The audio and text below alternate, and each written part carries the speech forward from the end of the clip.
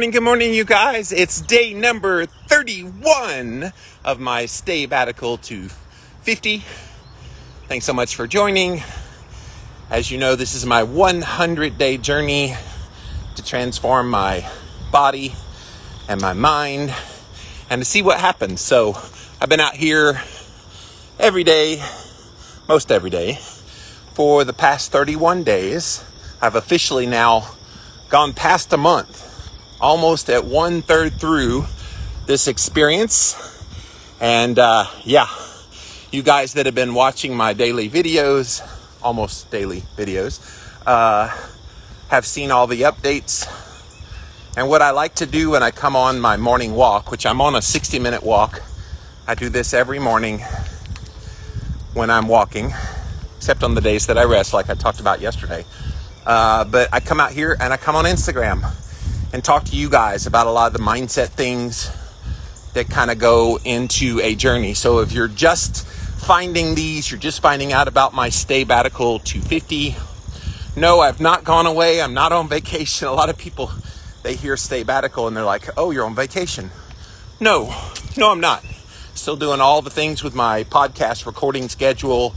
I'm in the midst of writing a book with Brittany, all about one step deeper and some more mindset things. So staying quite busy and then doing all these biohacks, which take me probably, 5 hours a day to get through them all. So that's where we are on day 31 of this. So it's a 100-day journey, so I won't be done until December 10th. And on day 51 of my journey will be day number 1 for you guys. I'm encouraging you to come up with your own set of challenges, physically, mentally, just things that will push you to be better. Because when you push yourself, there's magical things that start to happen. And it's what I want to talk about here today. That when you go on a journey and when you seek to make changes happen in your own life, something really fascinating happens. I didn't expect this. I didn't know this was going to happen. But it is happening, and I wanted to share it with you. That deep desire within you, when you start feeling better from making a change, that deep desire just starts burning white hot, that you want to do even more. Now that seems preposterous, especially when you guys look at all the things I'm doing, which, to quickly recap for those of you that have not been following along, I'm doing at least one 60-minute walk a day, sometimes 2. I'm doing an infrared sauna. I'm doing ice bath. I'm doing red light therapy. I'm doing grounding and sunshine. I'm doing vibration plate therapy. I'm doing red light therapy. I'm eating carnivore on the odd days, pretty much all animal-based foods. On the even days, I am engaging in a fast, which for some reason yesterday, I couldn't quite make it 24 hours. I went 22 and a half hours to end the fast from the previous day. And so didn't quite make it to my goal of 24, but that's okay. Nothing is set in stone with this. It's just kind of developing habits. But I've been doing all those things now for 31 days, except for my rest days. And it's got me to thinking, I want to do more. Like, what more can I do to push myself? Now, at appropriate levels, of course. You don't want to add more if you're being challenged by what you're doing currently. You certainly don't want to add more to that.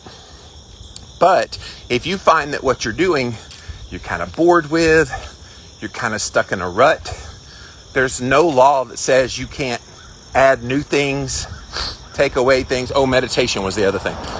Take away things that aren't serving you and do new things. And you start having that desire within you. Like, I'm already thinking about down the road, definitely beyond the 100 days, because I don't want to add too many things during this 100 days. But once the 100 days is over, I'll be able to reevaluate what worked for me, what did I enjoy, what was that consistency that I enjoyed the most, and then add in any new things And so I'm thinking already ahead of, do I want to swing the kettlebell as part of one of the new things? And yeah, I sure do. Do I want to walk longer than an hour? Do I want to maybe push myself to go a certain amount of distance instead of just time?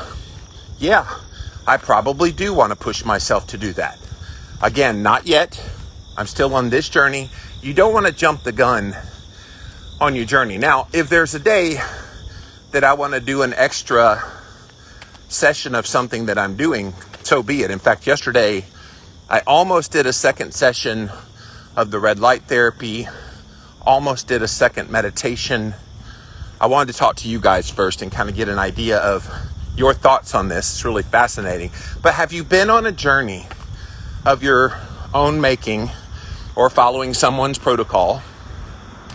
And have you found yourself deeply, deeply desiring to do even more than what's on the written page? And can I tell you how amazing that is?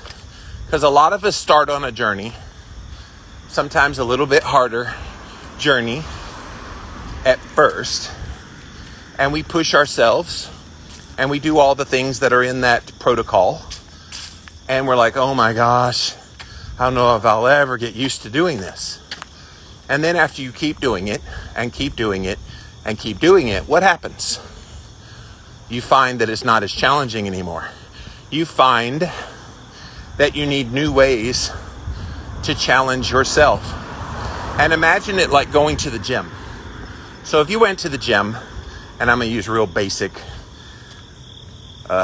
measurements here, but if you go to the gym and you curl 20-pound dumbbells, and you curl 20-pound dumbbells every day for a period of time, and let's say those 20-pound dumbbells challenge you on day one, right? They challenge you with all the might, all the energy, all the strength within you to just do it.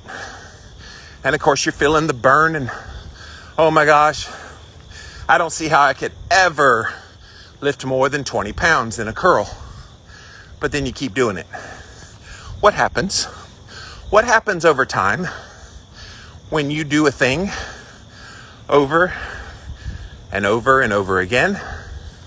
Eventually you get stronger. And that 20 pounds needs to be leveled up to 25 pounds. So then you go to 25 pounds, you've added in 5 more pounds, something new, and you start curling that. And again, at first it's challenging, but then over a period of time of challenging yourself, pushing yourself, what happens? Yet again, you get stronger and you need to level up again.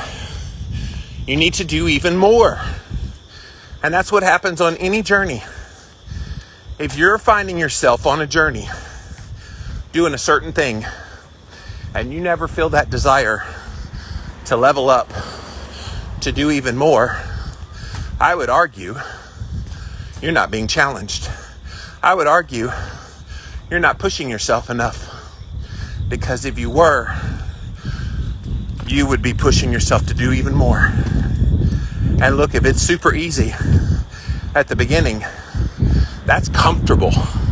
That's right where you're not feeling any negative effects from trying to improve yourself.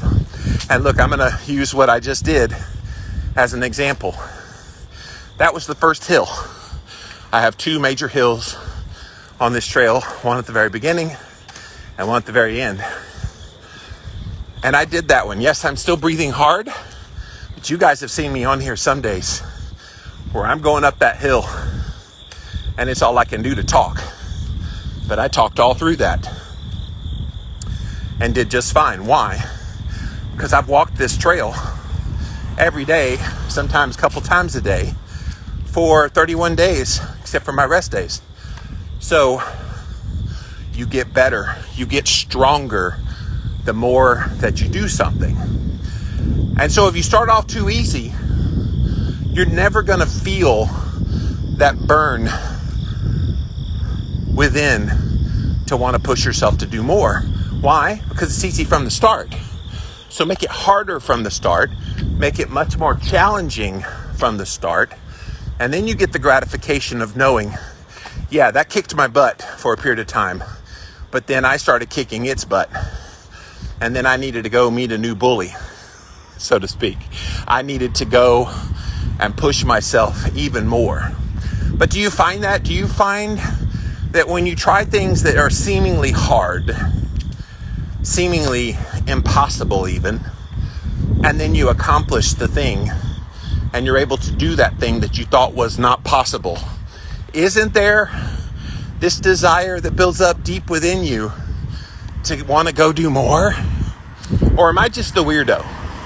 Am I the weird one that when you accomplish a thing, it motivates you to do one more thing beyond that? Am I truly the weirdo? I don't think so. I think human nature does all it can to have us try to take the easy path. It always does. And when you choose not to do the easy path and you choose to push and you choose to do something harder that will challenge you, and then you do it. Guys, if I could bottle up that feeling and sell it, I would be a multi-billionaire.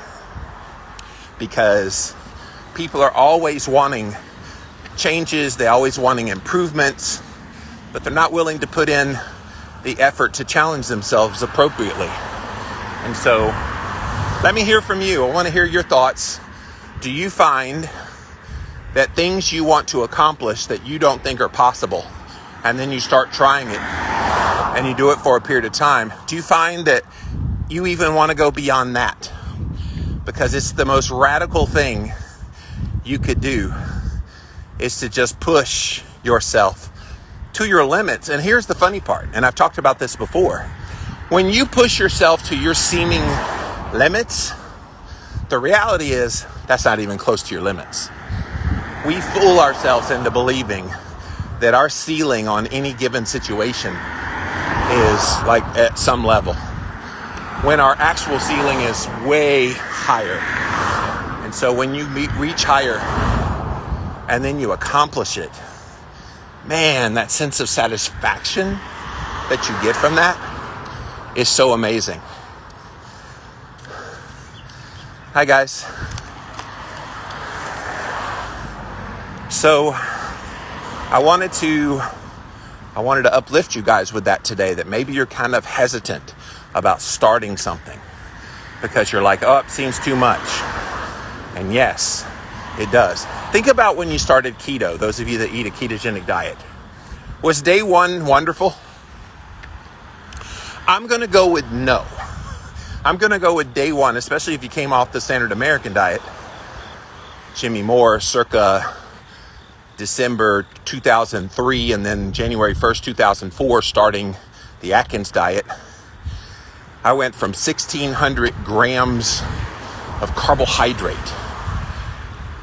and then down to 20. And so that day one, woo! If I based the totality of my experience of a low-carb diet based on how I felt on day one of my Atkins diet journey in 2004, I would have quit. If I thought that's what it was going to be like for the rest of my life. But I was having major sugar withdrawals. I was shaking, curled up on a couch, energy zapped out of me, headache from hell. Yeah, I was in a mess. And I've never done any drugs in my life, so I don't know what it is to have to wean off of things like crack cocaine, heroin, whatever. But I think I caught a glimpse of what it felt like on that day that I started. But imagine if I judged the totality of my ability to eat a low-carb diet just on that first day, 2 or 3. The first few days, I'm not going to lie, it was murderous. Gastrointestinal issues just galore. My body was in a all-out WTF moment. So, but then I stuck it out. I pushed through. I realized my body was going through a major transition of fuel sources, no longer being fueled by major refined carbohydrates, and now suddenly trying to be fueled by fat and protein. And once that balanced out, once I got stronger, once I had results happening both in weight loss and in energy and in how I felt and the mental benefits, then everything changed. Then my perception of that thing I thought would be hard, that thing that I thought would be miserable, it changed. And over time, I have continued to try to up the game, up the challenge. After the Atkins diet, I then turned to kind of adding in more real foods, kind of a paleo low carb. And then after that, I was like, okay, let's get a little more sophisticated in how I'm doing this low carb diet. So that's when I started testing for ketones and blood sugar and doing my own self-experimentation. Then I did that for a while. I started adding in fasting, something else that was a little bit harder, a little bit more. And then after that, I started adding in biohacking, some of the things I'm doing on this journey. And so you're going to constantly have that deep desire within to want to do even more. And so if you're hesitant about starting because you think something is too hard, it's only too hard right here. Once you do it, once you start doing it, once you build that muscle, so to speak, that you can accomplish it, don't be surprised if you push yourself to want to do even more. So let me hear your story. Do you believe that? Or have you not experienced that? If you have experienced that, tell me what that was like. Tell me what you started with and then what you added more to your program. I think we're so much capable of way, way, way more than we do. And yet our brains are convincing us that we can't, that we shouldn't, and ultimately we do nothing. And that's a crying shame. All right, so let me scroll back, see what you guys have to say here today. Hello, everyone. Hello, good morning, Sharon. Good morning, Alyssa. Thank you for being here. Hello, Linda. Linda's out on the walk with me, aren't you, Linda? So exciting, exciting. Good morning, Kayla. Sorry, Kayla. It's Kayla Oles. Is that how you say that? Kayla says, when I started running in the spring for the first time, I did what I could to run as much so that the next time I just went further. I felt like I was going to pass out the whole time, but now I do better. Yes, that is how this works. Where if you push yourself to the point of almost passing out in a run, but don't pass out. That person was backing up. That person was backing up as I was going behind their car. I was trying to be courteous going behind them, and then they started backing up. I'm like, wait, I'm back here.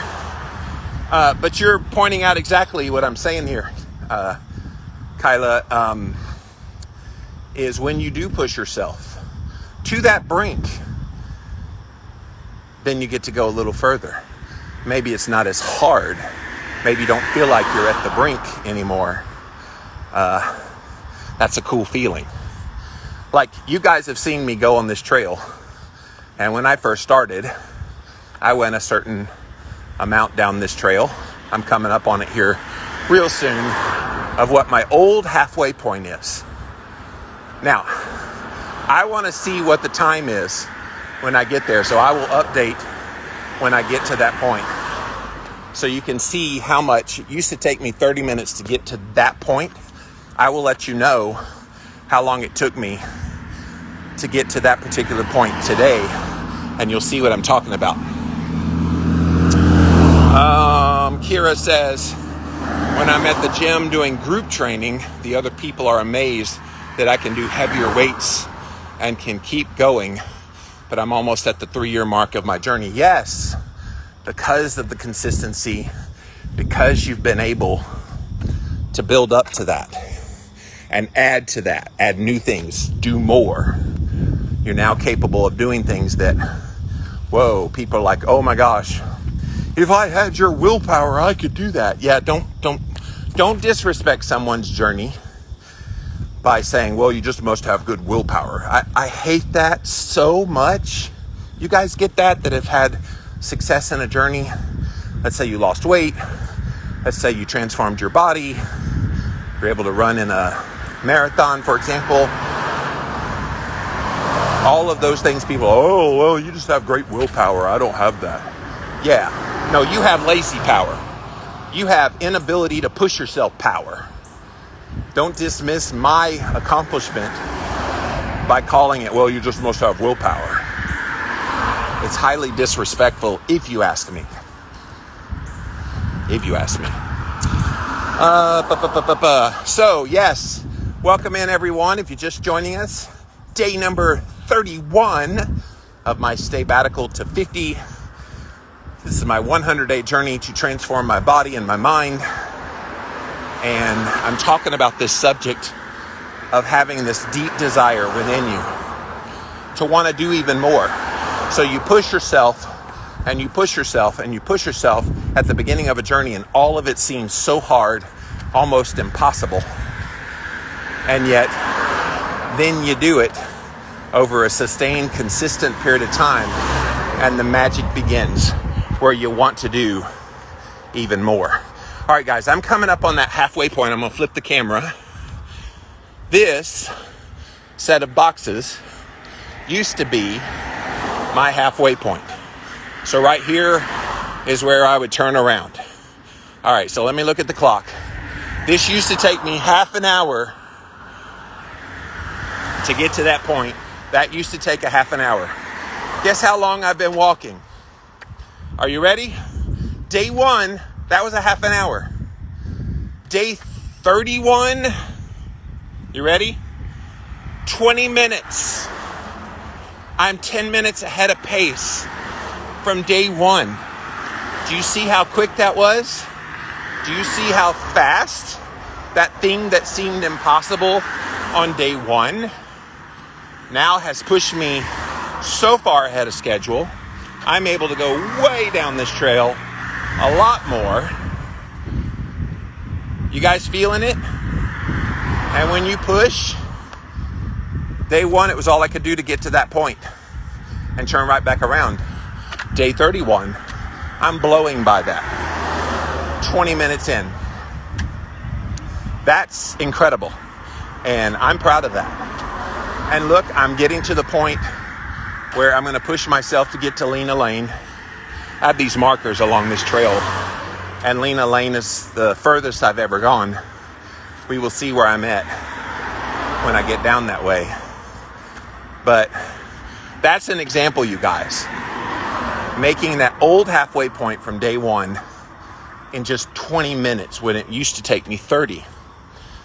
That means my fitness level is better. That means I'm walking much faster. And it's cool. So I want to hear from you when you have pushed yourself. What are those markers that you've seen that maybe it was hard at first for you to try something, then you pushed yourself, and then you overcame those things being a struggle, and then you wanted to do even more. Y'all have gone quiet on me again. Don't be quiet, guys. It's only fun when I can do these walks and you're talking to me. So keep talking, keep sharing. What do you think about hitting my old halfway point in just 20 minutes when it used to be 30? Like, we're not talking months. We're talking 1 month. In 1 month, I cut 10 minutes off of that. I'm looking forward to the day very soon when I pass that old halfway point that used to take me 30 minutes in 15 minutes. That'll be cool. Linda says that's so awesome about hitting the old halfway point in 20 minutes.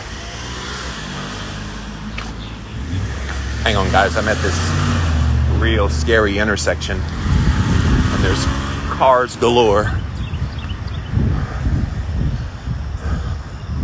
Yeah, so hit that old halfway point, which used to take me 30 and 20 minutes. I'm looking forward to the day I can do it in 15 minutes. Now, I'll have to walk in a good little clip to get there in 15 minutes. Really, almost halfway jogging at that point. And look, that's a goal. Maybe down the road. I'm not a natural runner, jogger, but if my body pushes me to want to do even more, maybe that's the even more that makes this a challenge. I think we should constantly be trying to challenge ourselves, always. And the moment you stop challenging yourself is the moment you stop growing. And growth is what we're seeking after. Growth and getting better from that growth. Isn't that what we want? Isn't that why we do all the things we're doing? I think so. Isn't that why you went keto if you did that to begin with? Wasn't that the purpose? Was to make yourself better, stronger, grow from that. And then once you do that, you add on other things. Yeah, that's the whole purpose. So back to Linda, she said, that's so awesome. I'm now starting on the hour and join you to the end. So I've increased my time walking by 29 minutes. Linda, that is killer. And yes, so many of you guys have written me and told me that you started your own journey of walking and other things because you've seen my consistency out here daily. So that's pretty darn cool. DJ says 10 minutes off already. Nice. Count as a NSV. Those are fun to discover. Yes.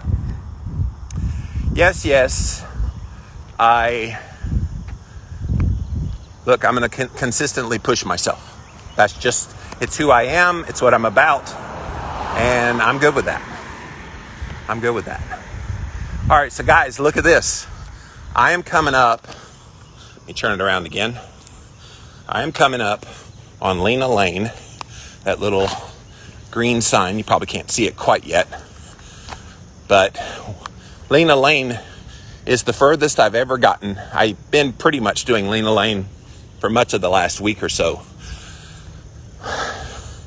And I'm currently 4 more minutes until 30 minutes of walking. 4 more minutes, 3 or 4 more minutes. And look where I'm at. I'm going to hit Lena Lane in the next 30 seconds. I'm going to keep going. We going to keep going. Boom.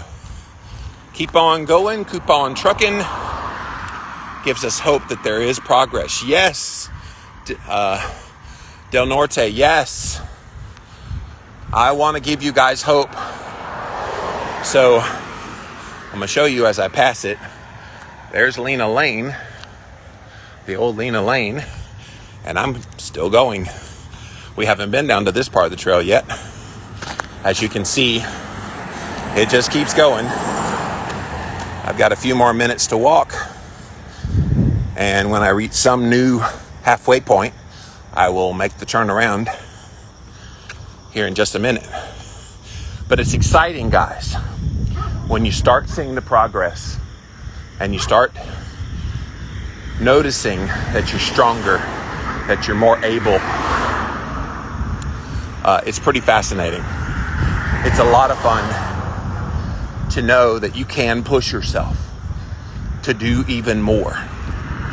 And not only do even more, but you crave doing even more. Good morning, guys. Thank you. So they had a couple doggies and they stopped and went off to the side for me. So that was cool. All right. So I'm coming up. Let me turn right here. So this will be my new halfway point. Because right here, I'm right at that time. So let me just turn around right here and head back the other direction. Eating Clean says, I feel success is feeling the difference before noticing the difference. Oh, yes. I've already been talking about that one. Thank you for that comment. But I've already been talking about how I have felt lighter, felt stronger, felt faster in my walking, even before noticing today that I was blowing past my old halfway point. So you're right. You will feel it long before you notice it. And that's a neat feeling when you can feel it and love it, all the things. It's pretty cool. But guys, come on in.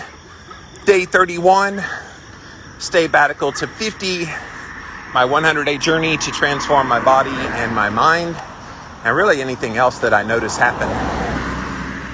And I want to hear from you. I'm talking about this subject of having a deep desire within you to want to do even more, that when you start to push yourself, maybe for the first time in your life, you start pushing yourself and you notice this remarkable trend is to want to do even more. And think about that for a moment. From a psychological standpoint, if you start something, there are a lot of dogs around here. If you start something and then you're able to accomplish that something that you thought was too difficult, that you thought was maybe impossible without a lot of effort, then you do it. That's amazing. Like, we don't need to discount that, because a lot of life is that way. We're hesitant about doing things because we don't feel like we're able. We don't feel like we're equipped. We don't feel like that it's worth it for us to try something that we in our heart of hearts just don't believe that we're capable of. But then when you do try something that you don't think you're quite capable of, and then you do it, guys, there is no amount of motivation in the world that's going to get your butt in gear better than that. That is so satisfying when you can accomplish a thing that you didn't think you could do. And look, when I embarked on this 100-day journey, I'm not going to lie, day number 1 of this Stay Batical to 50, I was like, what have I gotten myself into? Honestly, because it's a lot. It's a lot of things. So it's not like I went away and this is all I'm doing and this is like my full-time job. I'm not going away on a sabbatical where I would go away and not doing all my normal work. No, I'm doing all the normal work, putting in all the hours, still podcasting. I'm writing a book with my friend Brittany, all these things, and doing all of these things in the Stay Batical. So it's almost like I have a second full-time job to go along with all the things I already do. And so it seemed like this was going to be a tall task to accomplish. And I'm not going to lie, it was quite intimidating at first, especially with all the obstacles that I dealt with pain-wise in the back and knee and ankle and all the things. You guys have been following me. You know all the things. And yet here I am on day 31 doing it, and doing it strong, and realizing benefits from it because I have pushed myself. And not that I'm too surprised, but I want you to see how quick it happened. I mean, 31 days in, you can do something for 30 days, right? You can push yourself at any given thing for 30 days. And if you see no changes, and let me give one more caveat, push yourself to do something you think you're incapable of doing for 30 days. And when you do that thing, and then you're able to accomplish it, it is so satisfying, guys. So satisfying.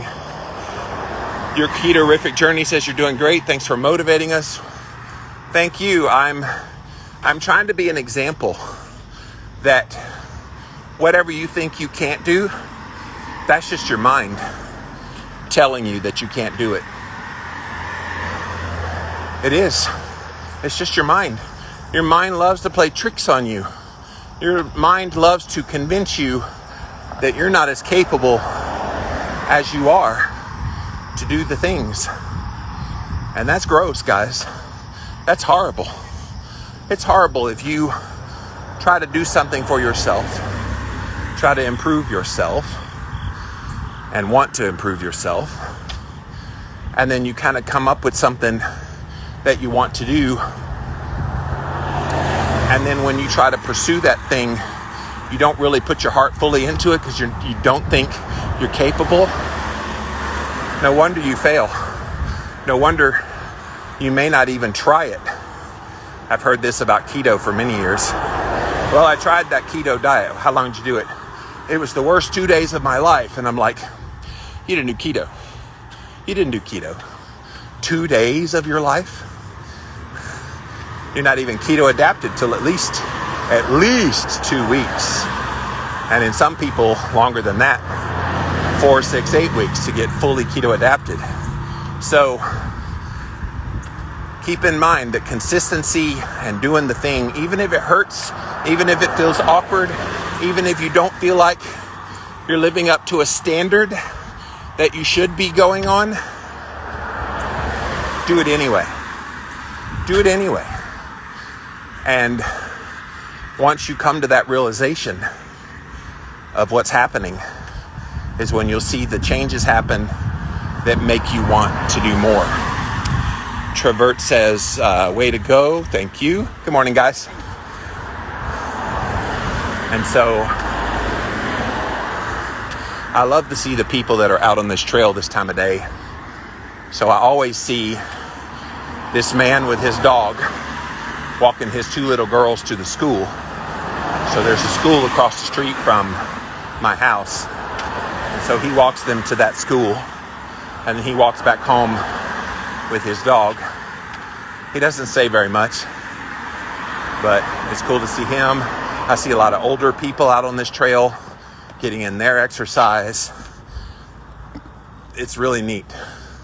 It's neat to see people being proactive about their fitness. But you could ask any of them, what was it like on the first day of walking this trail compared to where they are now, wherever they are now, however long they've been doing this. Every one of them will tell you it was super hard. Every one of them will say, oh yeah, the very beginning sucked so bad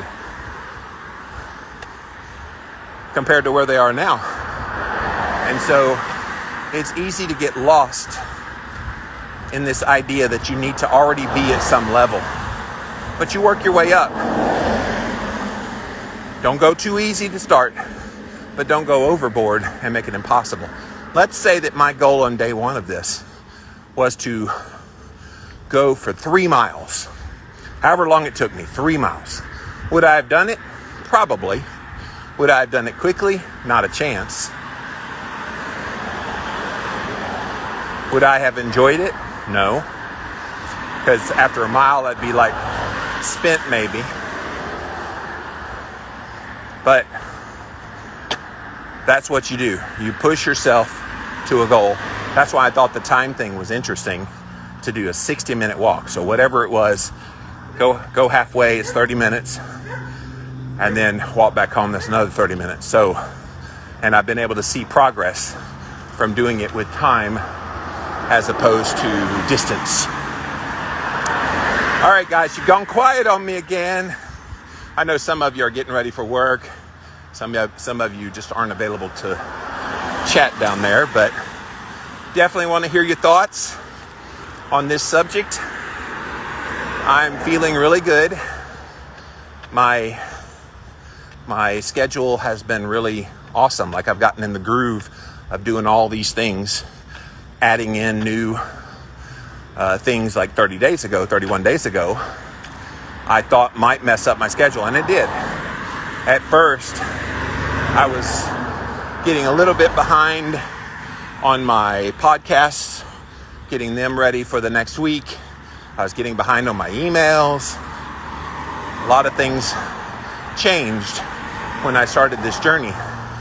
And now I'm in a groove. Now I've got spots within my day that I dedicate to doing all those things. And then I'm still able to get all the biohacks in.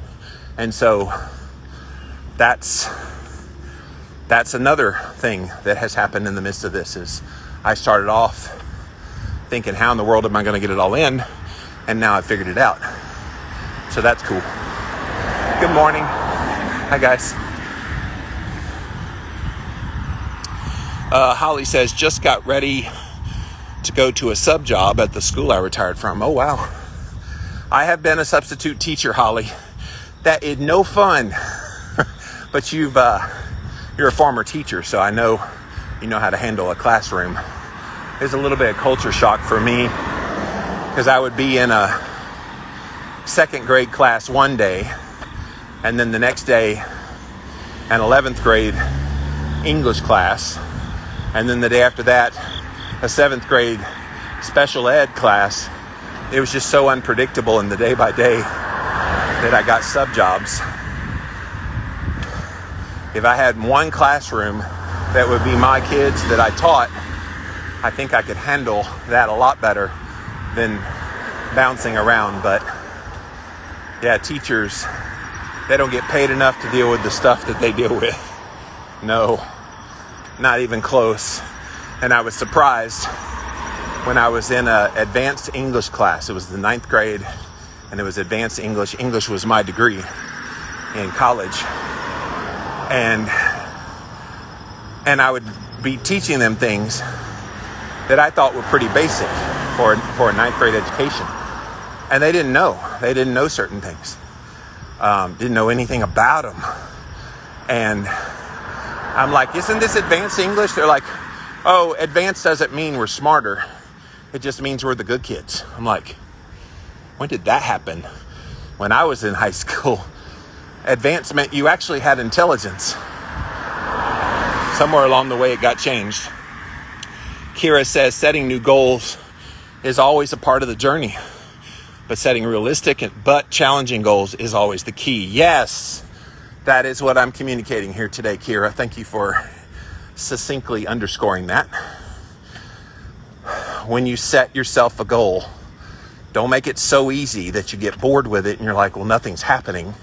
Set it hard enough, but not too hard, that it will challenge you, but then you're able to. And look, I'm going to even say this. Do things that you think might be a lot more challenging, just to see how you do. Like, sometimes, like I said earlier, you psych yourself into thinking you just can't do anything at all. And then what do you end up doing? Nothing at all. And so, push yourself appropriately. And you can always modify. This is the other thing. If you decide to push yourself and you quickly realize it's too much, what do? You can pull back. It's okay to pull back if you find that you're pushing too hard. I learned that early on in my journey, that when I first started, I was doing 2 60-minute walks a day. And in that second walk, it was all I could do to just get through it. And I talked to an exercise friend of mine. I told you guys about this. And he said, dude, 2 60-minute walks a day is a lot. So he recommended I back off. And I did for about a week before I started craving to do more again. And I added in the second walk. Not every day. I've done the second walk 3 times this week. I did not do it yesterday, but 3 out of the last 4 days before that, I did do 2 walks. And so I'm still debating if I'm going to do a second one today. It's on the agenda. Good morning. And so being malleable, being able to change, that's important. you set up a protocol, but you find that you're not quite getting it all in, it's okay and look, it's a day-by-day thing too. There might be some days where you're so full of energy, you can handle that. And then there's other days where there's no way you couldn't do all the things. Hang on a second, guys. Got him excited today. Dogs meeting each other. They were staring each other down. So yeah, there will be days when you can push harder. So even in the moment, push yourself in that moment to do even more. Good morning. And so that's what I'm talking about here today. So guys, if you just joined in, welcome. Thanks for being here. It is day number 31 of my Stay-Batical 250, 100 days, transforming my body, my mind. So far, so good on those things. Obviously, we always want things to be faster than they are. But look, I have no timetable on this. And no, I'm not weighing myself, don't care. Not measuring inches, don't care. Not doing blood work like blood sugar and ketones, don't care. I don't. And so, having none of those traditional parameters of a transformation journey, I'm just doing it. I'm just being. I'm just going through all the protocols that I've set up for myself, and I'm doing them. And in the midst of that, I'm finding that I'm wanting to do even more. I'm craving that even. A deep desire within me to want to do more, and more on an appropriate level, not just more for more's sake. Good morning. And so, hang on a second. Passing some dogs again. Prescription. Nice little trail, isn't it? Yeah, it is. I love it. Sharon says you have the best attitude. Sharon, I think having the right attitude is everything when you're trying to better yourself. Because I think that's what leads to the most failure. People say, well, X diet didn't work for me, or X program, X exercise thing. None of those things worked for me. And I would argue, just in my many years of talking to people, talking to experts, I would argue it's because they didn't challenge themselves enough, or they didn't have the right mindset and attitude going into it. Now, that's not to shame people. That's just to say, if you're going to do something, go all in. Go all in. And don't fool yourself into thinking you've gone all in. Actually, go all in. Actually put your heart into it. When I started on the Atkins diet, I was all in. At that point, I knew I needed to do something. I weighed 410 pounds, 3 prescription medications. My brother had had heart attacks 4 years prior that almost killed him. I knew I needed to do something. And so I went all in. And as painful as it was to do that experience of first starting on a low-carb diet, I look back on it now and I go, I'm glad I was all in. Because if I was not all in, if I did not have that extra oomph within me to want to do this, to need to do this, to have to do this, those were the things that sustained me to keep going. And after I'd lost 100 pounds, I ended up losing 180 pounds that year. But after I lost 100 pounds, I went 10 weeks in a row, 2.5 months of no weight loss. And that starts to work psychologically on a lot of people. Of, look, I'm putting in all this effort. I need to be seeing a reciprocal response in results. And what did I do? I kept reverting back to, look, I've lost 100 pounds. Thankfully, I lost the 100 pounds before that big stall happened. And because that motivated me, that kept me going. When otherwise people would give up. And some people, even after losing 100 pounds, would see the stall and go, well, it stopped working, and they stopped doing it, not realizing it's still working. It's just not working on the weight anymore for that period of time of transition. What did happen in that 10 weeks was, while I was not losing any weight at all, I actually lost 6 more inches off my waist. So in the midst of that not working, it actually was working well. And of course, I knew nothing about blood sugar and insulin and all that in the midst of my original journey. I know a lot more now. But once the weight started coming off again, and I felt great, and I came off of all those prescription medications, I wanted more. I wanted to do more. And I did more. Del Norte, I need coffee before exercise. What do you need coffee for? I'm going to argue you don't need coffee before exercise. I'm going to make that argument. You don't need it. What would you have done in primitive days before coffee existed? Did those humans need it? No, because it wasn't available to them. So I would argue no. Now, if you want it, cool. If you feel like it gives you some perceived benefit, great. But I don't like that word need. Deeply desire, want, sure. Need, you don't need it. I do know some people that do dose on caffeine pre-workout to try to help, and maybe that's what you're referring to. I know some people also do like amino acids, and there's all kind of things that people do as a pre-workout, post-workout, all that stuff. And look, if you get the benefit out of it that makes you do it, I guess that. And like Sharon said, you want the coffee. Exactly. You just want it. And that's okay. Nothing inherently wrong with coffee. Although I would say if you put anything in there, like cream or other caloric type things, like a bulletproof coffee, and then you go work out, it's better to do the workout in a fasted state. I would say that.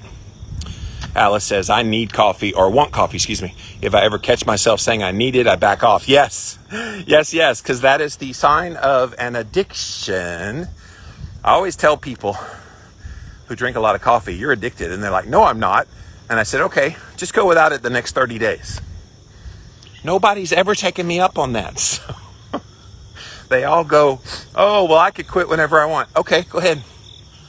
Let it go. And let's see how you do. It's a lot more. And we have things in our lives like that, more than we want to admit, that we are addicted to, that we can't possibly live without. It's a sad reality. Yes, Del Norte is conceding to my point. He doesn't need it. He just wants it. Good point. And again, no shame there. If it gives you benefit, great.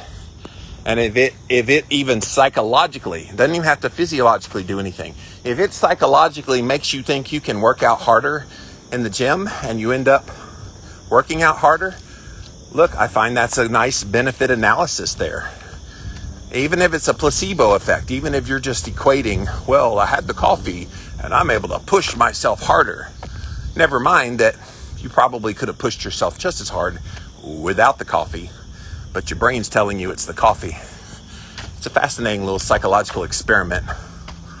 I would love to see somebody give you something that tastes like coffee, but it's not coffee, and see if you'd have the same results. Good little placebo effect. But I don't know. Like I said, I know some people that dose on caffeine prior to a workout, and it does give them some benefits. Woo! All right, guys, I'm coming up to the tail end of my walk. Thanks for joining me here. Any final thoughts on this idea about going on a journey and then realizing that you have this deep desire within you to want to do even more? This Staybatical to 50 has been that for me. I started 31 days ago and doing a protocol that is quite challenging. And here I am on day 31, still challenging, but less so. and it's already got my brain thinking, what else do I want to do? What else do I want to add in? Oh, so let me go to one more thing before I get out of here. Kira says, I think coffee might be as hard to give up as hard drugs. Yeah, probably is. Sharon says, thank you, walking now that it's light out. Cool. So yes, one more thing before I get out of here, unless you guys have more things to say. Y'all awful quiet today. I had, as part of my protocol, flipping that tractor tire. So I've got this tractor tire in the side of my yard. It weighs 200 pounds. And part of my protocol was to flip that every other day. And as you know, if you've been here from the start, 2 days before day one, I went out there to do a test run on what flipping the tire would be like. And I ended up hurting my lower left-hand side of my back. I don't know what I did. I felt like I had good form, bending over, bending the knees, blah, blah, blah. But apparently not. Because then I was hurting so much. Ended up going to a chiropractor, and I'm all fixed now. So I promised you guys that sometime this week I would flip that tire. So it's going to be tomorrow morning. There will be no walk. But tomorrow morning sometime, probably not this time of day, because I do want to get to the farmer's market to get some more meats.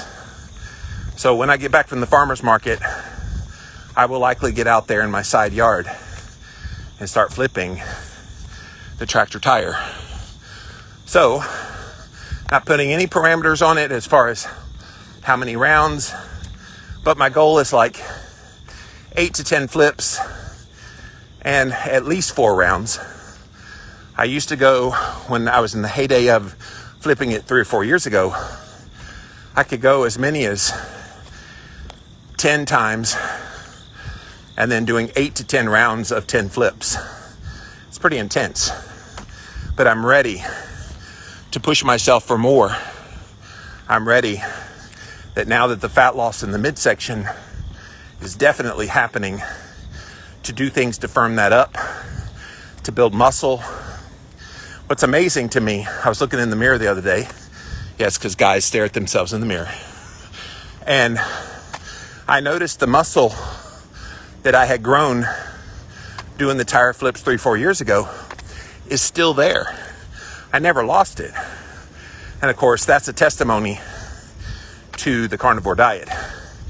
When you're eating ample amino acids and ketone bodies are created, it has a muscle sparing effect. So I've never lost that muscle. But it got me to thinking, what would happen if I do get back in that and stay in that on a regular basis?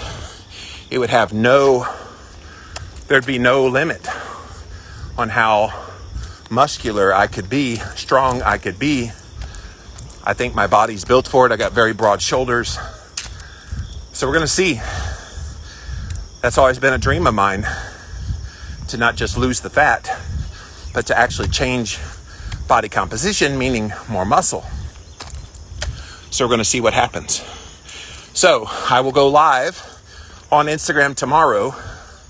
The thing about tire flips is I can't talk to you because I can barely breathe. So maybe I'll talk a little bit to you after I'm done with however many rounds I get in. But I can tell you it's an exhausting workout. You guys that remember seeing me a few years back, I mean, I'm like screaming and hooping and hollering and breathing. It's quite the ordeal. But I know it's something I can do, I should do, and it'll be the start of really amping up this fitness. Look, I love this walk. I love talking to you guys, but it's time to not just do the walking, which I do think is providing me benefit, but to add in this strength training aspect that I wanted to start 31 days ago. Keep up the good work. Thank you, Del Norte. Kira said, I need instructions on how to do the tire, because after I flipped the tire for the first time and sharing the video, everyone told me I did it wrong. but they don't show me how. Well, the main thing is bend your knees and act like it's a squat. I think what happens is our natural inclination is to bend from the waist and go down and lift. And when you do that, that puts a strain on your back. Think of it as a squat, Kira. So you squat your knees down, stick your hands under the tire, lift it up, straight up, and then shove it with your hand. You're going to watch my form tomorrow. Somebody's going to complain it's probably not right, but I don't give a shit. Those people don't have my best interest in mind always. But that's how you do it. And when I was flipping a few years ago, I was trying to do it fast so it would be somewhat of a hit workout. I don't think I'm going to rush it. I remember watching Sylvester Stallone. He was getting ready for his Rambo movie. And he had this really humongous tire. His probably weighed 300 or 400 pounds. It was a humongous tractor tire. And like a monster truck tire. And he was lifting it quite slow. And then he was pushing it really hard. And he was just walking, sauntering up to it very casually. And this man's in his 70s now. So I'm like, all right. Yes, I know he's Sylvester Stallone. I know he's got all the muscle, blah, blah, blah. But if a 70-something-year-old man can do it slow like he did and build the muscle that he wants, then this 49-year-old man can certainly do it at that pace and still get benefits. So we will see tomorrow, you guys, how all that goes down. But thank you so much for joining me on day number 31 of my Staybatical to 50. We're still at it, bros and sisters. Still at it and loving it still. I am feeling better. I am looking better. Not where I want to be, but I'm a whole heck of a lot better off than I was just 31 days ago. So, all right. Well, if you have nothing else left to say, we're going to sign off of here for now. Thanks so much for joining me. And yeah, next time you see me will be tomorrow morning on flipping the tire. Unless you want to listen in later, I've got this amazing interview coming up at 1 p.m. Eastern time on Instagram Live with, I think his name's Ed Facker. He used to weigh a humongous amount of weight and lost so much weight that he now runs marathons. He's very inspiring. 1 p.m. Eastern time, right here on my Instagram Live. Come back then. But until then, we'll see you later. Bye, guys.